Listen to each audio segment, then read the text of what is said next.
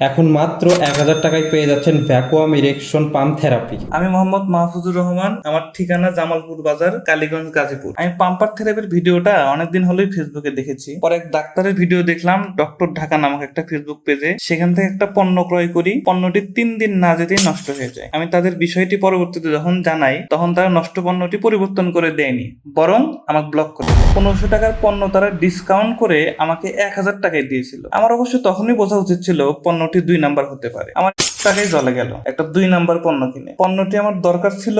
পরে অনেক পেজের ভিডিও সামনে আসলেও আমি ডিগি শপ নামের একটা পেজে ভিডিও দেখতে পাই। এখানে দেখলাম আগের যে পেজ থেকে নিয়েছিলাম সেই ভিডিওটা এখানেও আছে। পরে ভালো করে দেখলাম এই ভিডিওটা আসলে অরিজিনাল। এই পেজটা এনাদের পেজের ভিডিও কপি করে মানুষকে ধোকা দিচ্ছে, যেমনটা ধোকা আমি খেয়েছি। তো আলহামদুলিল্লাহ, ডিগি শপের পণ্য হাতে পাওয়ার পর খুলে যখন আমি চেক করি, তখন আমি আসলে বুঝতে পারি যে আসল অরিজিনাল পণ্য দেখতে আসলে কেমন হয়। আসলে আমার ধারণাও ছিল না প্রোডাক্টের কোয়ালিটি এত ভালো হবে। প্রোডাক্টটি দেখেই আমার মনটা ভরে যায়। প্রথমে ধোকা খাওয়ার পর ডিগি শপের সাথে যখন কথা বলি, আমার জন্য যেন প্রাইসটা একটু কম রাখা হয়।